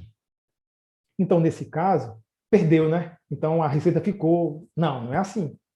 Se você tem ganho, você paga. Se você tem prejuízo, você guarda esse prejuízo. Por isso que é importante o GCAP. Você guarda esse prejuízo, por exemplo, que você teve agora em maio, só um exemplo, para que lá em junho, quando você fizer outras transações e ter ganho, você abata esse prejuízo de maio. Então, é também meio com uma mini contabilidadezinha de controle de compra de ação e de venda. Você tem que ter controle tanto que você compra como que você vende e apurar lucro ou prejuízo dentro delas. E se você tiver lucro e prejuízo acumulado de mês anterior, você pode ir abater. Ah, Willow, eu tive um lucro aqui, eu tive prejuízo no mês passado de 20 mil e agora só tive um lucro de 10. Então, você abate 10 agora e ainda fica com 10 no estoque de prejuízo para utilizar no próximo mês ou em meses posteriores. Entendeu? Então, é por isso que é importante. Se você tem ganho, você paga. Se você tem prejuízo, você guarda aquilo ali como estoque para poder você aproveitar posteriormente. Então, pessoal, a gente teve essa ideia de fazer esse bate-papo sobre ação, porque realmente, como eu já falei, é um investimento menino dos olhos, todo mundo está fazendo, todo mundo está começando a entrar com muito mais peso nisso. Eu não sou investidor, quer dizer, eu não sou nenhum guru de economia, não, mas o que a turma fala que é um investimento de muito risco ainda. Você precisa ter uma ótima assessoria, ou então você pode realmente perder dinheiro, mas quem sabe trabalhar ganha dinheiro com isso. E é importante a gente falar que esse dinheiro ele é tributado. Will, se eu não informar as minhas operações, a Receita não vai saber, né? A gente vai falar disso no próximo tópico. Então vamos comentar agora um tópico talvez um dos mais importantes de hoje, que é o mais genérico talvez de todos aqui. Cruzamentos feitos automaticamente com as informações prestadas por terceiros. Pessoal, no ano passado, quando a gente fez esse evento, eu me lembro que eu coloquei um slide e coloquei do Big Brother, né? Que existe entre a Receita e os contribuintes. E eu volto a falar para vocês. Antes de você fazer a sua declaração, a Receita Federal já tem um banco de dados sobre sua vida econômica e financeira gigante, muito importante e robusto. Não pensem que omitindo movimentações e operações, isso você vai ficar impune para sempre. Eu tenho vários casos de clientes que recebem intimações para prestar esclarecimentos sobre cruzamentos automáticos de declarações. E, posteriormente, em caso de contribuinte que entra em procedimento de fiscalização, tem várias informações dentro da tua declaração que não são automaticamente cruzadas pelo software da Receita. Mas no caso de você entrar em fiscalização e o auditor responsável, o servidor, o analista responsável por analisar aquela tua declaração, apesar daquilo o sistema não fazer automático, ele tem muitas informações para poder entender da tua vida. Então, vamos prestar atenção nesse tópico, que ele é fundamental para evitar problemas futuros de malha. Hoje em dia, o que a Receita está acostumando a fazer? Se um determinado cruzamento desse é feito automaticamente, a Receita não te autua também automaticamente. O que é que ela faz? Ela te manda uma atualização, quer dizer, uma intimação, perdão. Ó, Will, tu declaraste isso por 10, desse teu rendimento aqui. Mas o fulano, quando declarou lá, ele declarou por 15. Quem é dos dois que está certo? Ô, Will, você declarou isso nessa informação aqui, mas quando tu foste fazer outra declaração, tu declaraste isso. Qual dos dois que está certo? Te dou um prazo de 30 dias ou de 45 dias para você resolver, para você retificar. Entenderam? Então, é isso que a Receita está fazendo. Ela está intimando e concedendo prazo para que os contribuintes possam espontaneamente fazerem suas retificações. Elas são válidas, porque a partir do momento em que ele entra em fiscalização e diz assim, termo de início de fiscalização, a partir desse momento você perdeu o teu tempo, a tua oportunidade de retificar espontaneamente, né? Então, vamos falar quais são os tipos de cruzamento que acontecem hoje, que são talvez os que peguem mais gente, que faça mais malha fina automática. Primeiro, declaração de imposto de renda da pessoa física com a própria declaração de imposto de renda da pessoa física. Vamos supor, você é médico, você fez uma determinada consulta e você deu um recibo para determinada pessoa que recebeu por uma consulta R$1.000. Essa pessoa, e você declara isso lá no livro caixa, que a gente comentou no segundo tópico. Beleza, essa receita, emitindo o recibo e declarando quem foi que te pagou. Lá na declaração de quem te pagou, em vez de colocar 1.000 naquela receita, ele coloca 1.500. Então, automaticamente o software vai ver assim, epa, qual dos dois está correto? Se você tiver consciência que está correto, no caso o médico que deu o recibo de 1.000 e colocou 1.000, permanece inerte.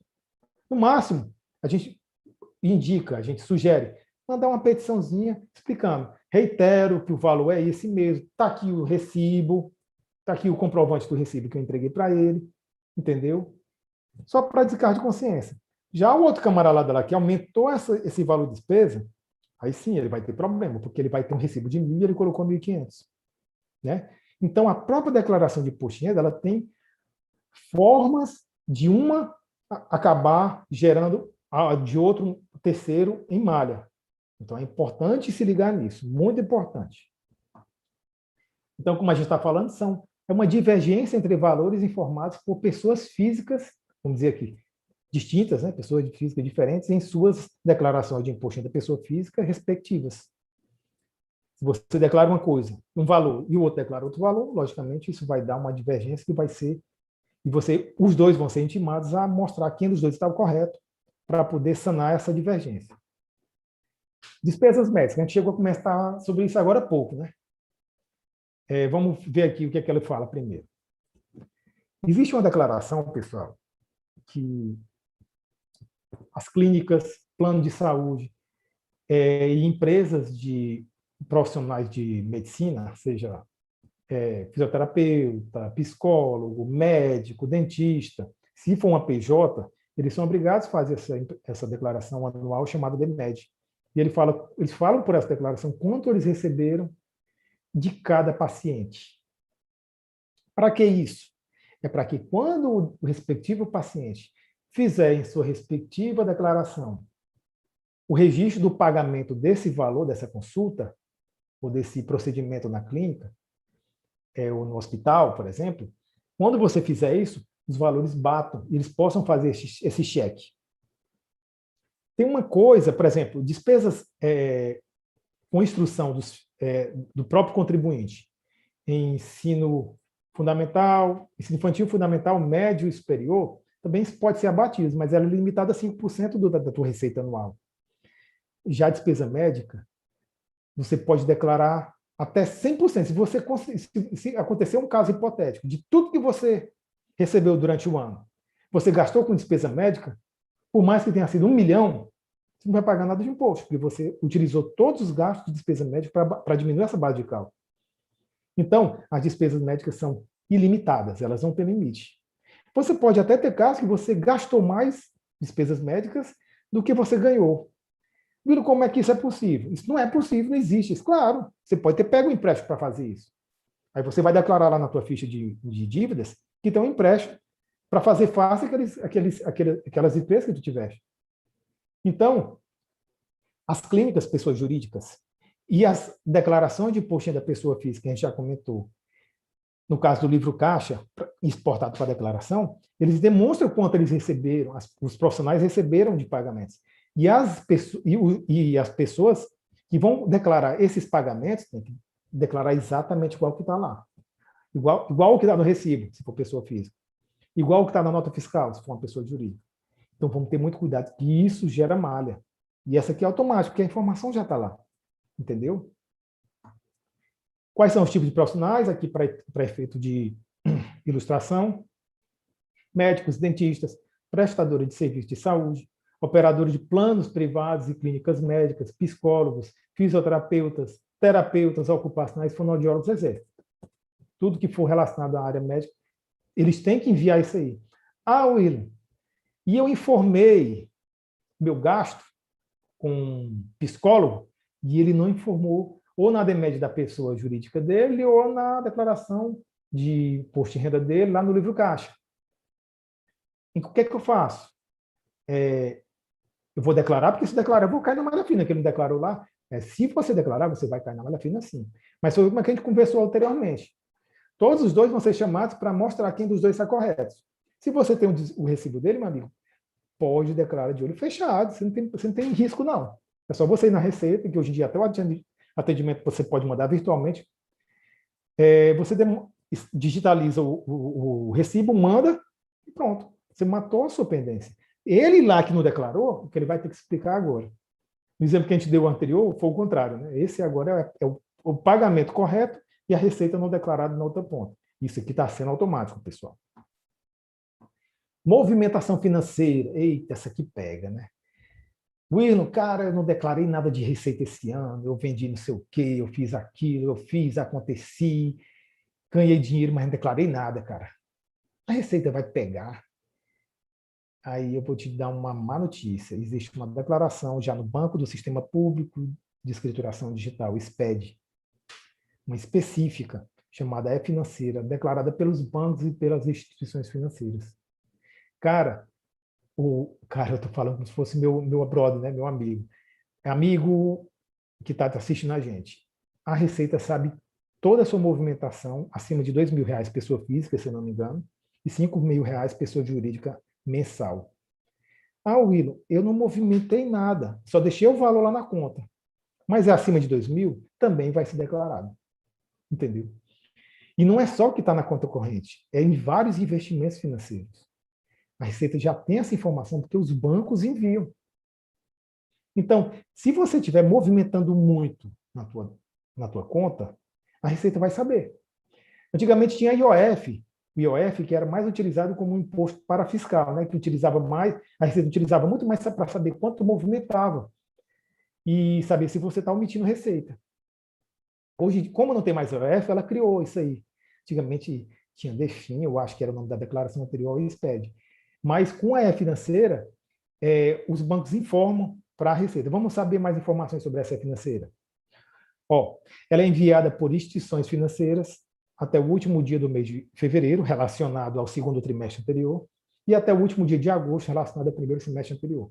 Então, pessoal, se você movimentou muito dinheiro na sua conta e não declarou, você tem uma grande chance de cair em malha. Essa malha não é automática, eu nunca vi essa malha automática até hoje. Mas se por algum motivo sua declaração for pega por uma amostragem, eles vão saber tudo. Pode ficar tranquilo. Ficar tranquilo para saber como é que você vai se defender, né? Porque você vai tem que ficar preocupado. Né? Então, muito cuidado com isso. Movimentação financeira. Wilson, eu costumo muito receber dinheiro de fulano que não tem conta e bota na minha conta e depois, rapaz, tenta fazer um dossiê, alguma coisa, para mostrar que esse dinheiro não é teu, porque ele pode um dia cair na malha. E é importante você ter documentos para poder comprovar isso aí. Eu já falei, isso é automático? Não. Você já viu na prática alguma vez? Nunca. Mas eu já vi em pessoa jurídica que foi fazer fiscalização, a Receita foi fazer fiscalização em uma determinada pessoa jurídica, e ela viu, eu já tinha informação que aquela pessoa jurídica movimentou tantos milhões, sei lá, 50 milhões. Só que na receita dela do ano só tinha 20. Aí, epa, gerou um alerta. Espera aí, você está movimentando muito mais do que você teve de receita no ano. Mas o que acontece? Era uma construtora que recebeu muito financiamento para a construção de obra. O dinheiro não era dela, era um dinheiro emprestado, era um financiamento. Então, a gente, com uma resposta peticionando para a Receita, fazendo toda essa explicação, ela entendeu e não gerou auto, não gerou problema nenhum. Mas ela já sabia. Da mesma forma que ela fez isso, ela pode fazer isso com a pessoa física também. Então, vamos ter cuidado. E aqui, olha uma coisa interessante. A gente sempre informa na nossa declaração o saldo que a gente tem em patrimônio 31/12, que é o último dia do ano, não é isso? Os bancos, as instituições financeiras, informam também o seu saldo no último dia útil do ano em qualquer conta de depósito, inclusive poupança. Então, o banco vai saber quanto você tem de patrimônio nesses investimentos. Por isso que é bom informar.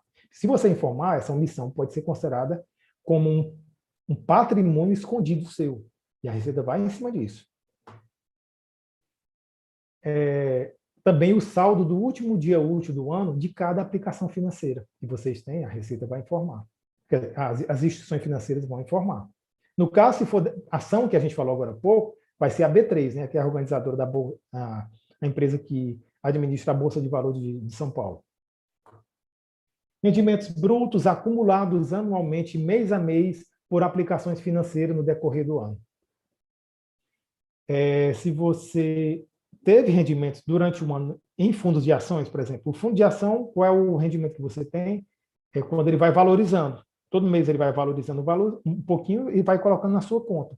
Você só é tributado, e aí já quando é fundo, você já sofre a retenção na fonte no dia que você resgata. Mas a Receita sabe. Eu já fui tributado na fonte, lá não vou declarar.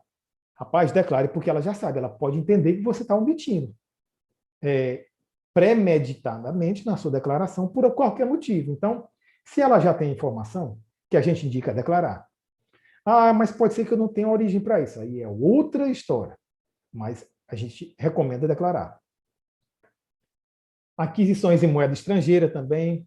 Você vai numa determinada casa de câmbio e compra, faz transações lá, a casa de câmbio vai informar.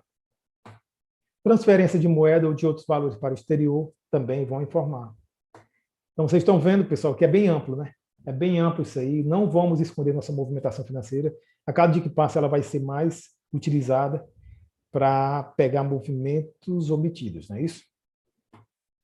Vamos falar agora de cartão de crédito. Não, William, deixa de brincadeira. A Receita sabe do que eu gastei com cartão de crédito? Bingo! As operadoras de cartão de crédito informam quanto você comprou, quanto você teve de gasto com cartão de crédito durante o ano. Uma declaração chamada Decred. E ela não é novinha, não, pessoal. É antiga, 2003, a atenção normativa dela. William, isso dá malha automática? Não dá malha automática por quê? Porque você não informa gastos com cartão de crédito, não tem nem onde informar na tua declaração. Mas vamos dar um exemplo prático aqui. Eu informo que durante o ano de 2020 eu tive uma receita total de R$100 mil. 100 mil.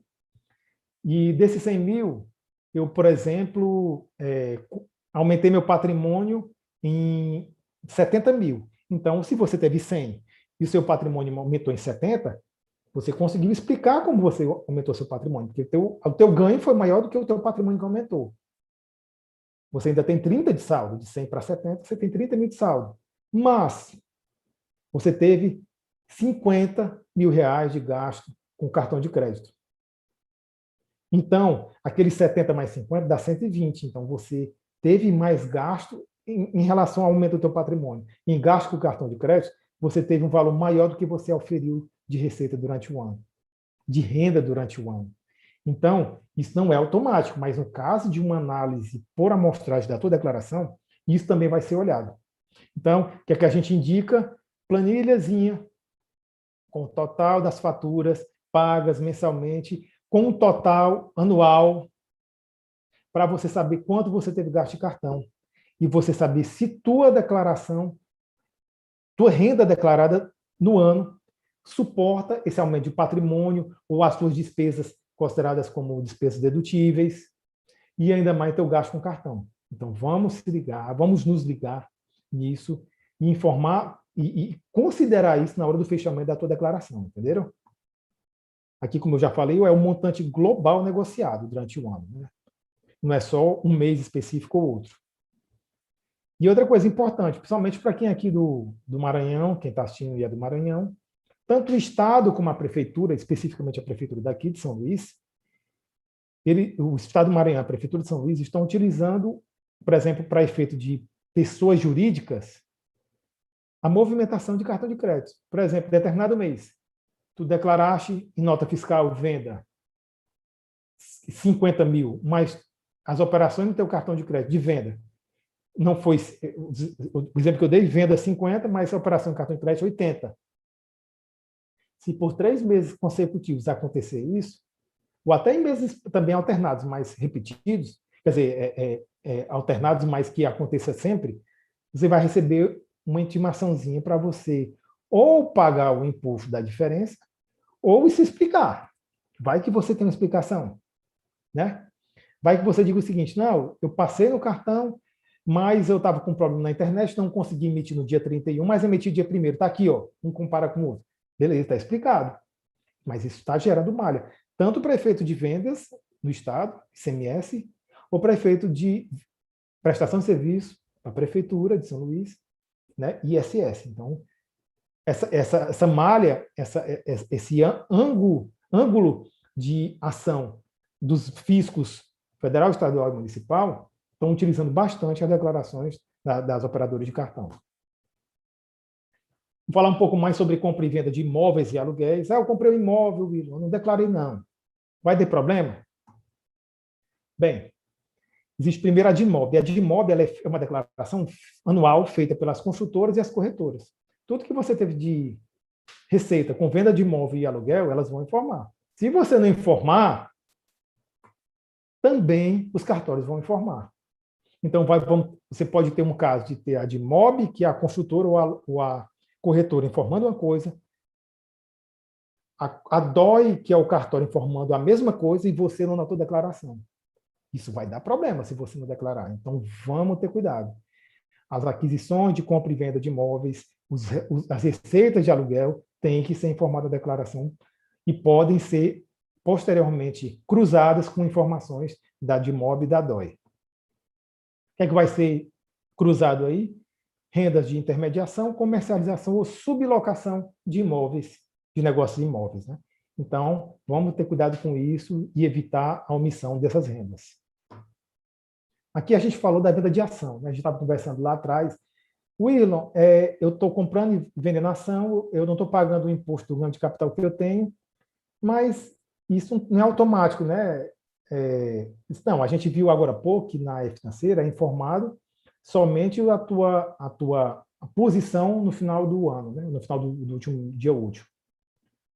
Só que nas operações com lucros em venda comum, que são aqueles que você compra um dia e vende no dia posterior, ou também em day trade, que é compra num dia e vende no mesmo dia, as corretoras as retêm 0,005 nas operações comuns e 1% nas operações day trade. Se você olha na operação comum, 0,005 é muito pouquinho. Isso aqui, pessoal, não tem função arrecadatória, apesar de ser um dinheiro que entra. Logicamente, a União não vai dispensar esse dinheiro. Mas isso é muito mais para saber o quanto de ganho de capital você está obtendo durante o ano. Então, se você não declarar, a Receita tem como saber que você não declarou, porque a corretora, quando for efetuar essa venda, ela vai reter 0,005 na operação normal e 1% no day trade e vai repassar. Então, vai repassar informando que foi do ganho de capital teu, então ela vai saber. Então, não omitam. Quem estiver omitindo, não omita, porque pode dar problema. Entenderam? Doação. Doação, por exemplo, o Estado do Maranhão, ou todos os estados do Brasil são competentes constitucionalmente para cobrar o ITCD, que é o Imposto sobre Doação. Você pode informar na tua declaração, por exemplo, que você fez uma doação para fulano. Lembra daquela história que eu falei que fulano comprou mais de patrimônio do que teve de renda? Aí ele precisa de uma origem para aquilo ali. Aí acontece muito. Não, pai, diz que tu doaste tanto para mim durante o ano para poder cobrir essa minha renda que eu adquiri. Aí o pai coloca aquilo ali. O Estado do Maranhão, por exemplo, tem um convênio com a Receita Federal para receber essas declarações de imposto da pessoa física e saber se houve doação e cobrar ITCD em cima deles. Já vi auto disso, vários autos disso aí.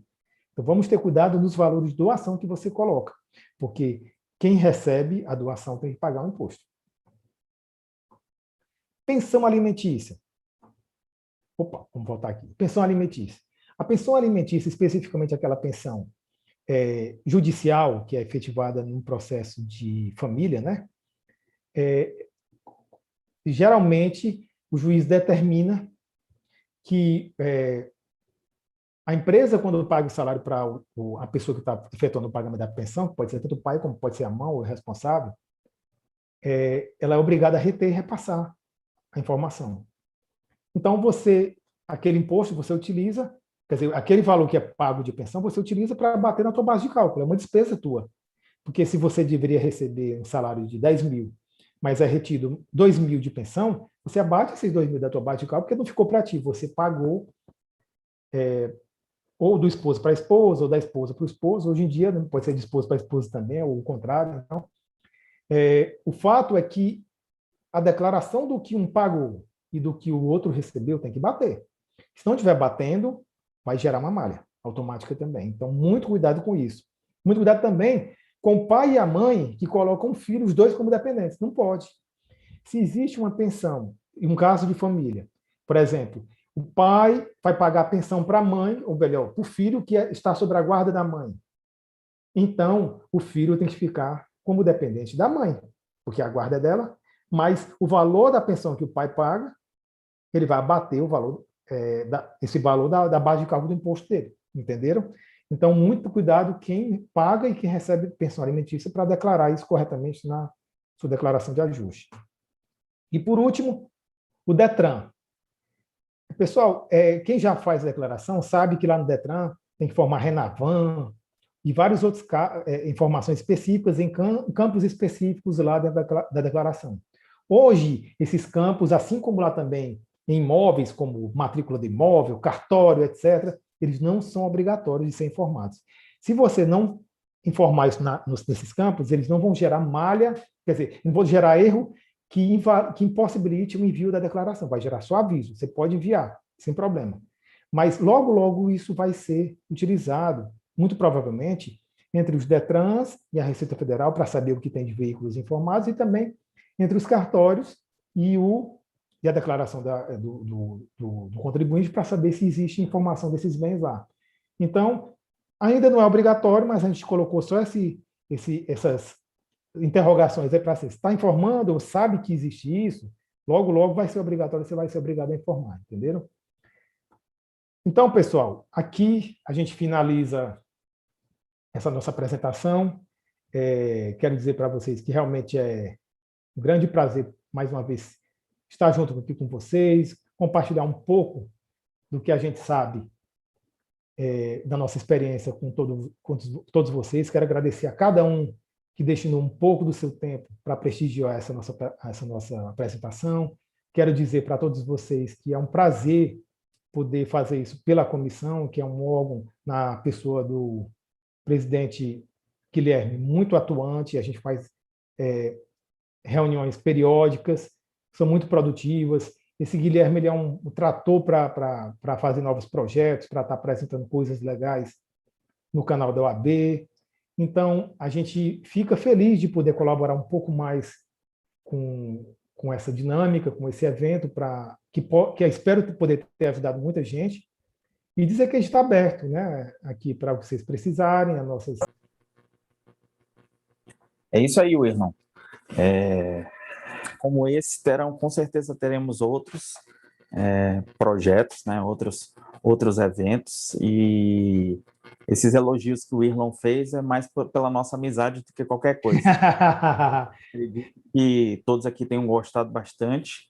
Muito provavelmente eu já deixo o convite, Irlon, para que, caso a gente permaneça na presidência da comissão, você venha, ano que vem, a nos brindar novamente com mais um evento como esse. Tá? Demais, eu agradeço prazer, a todos presidente. que tiveram, disponibilizaram um pouquinho do tempo de vocês para nos assistir, tá?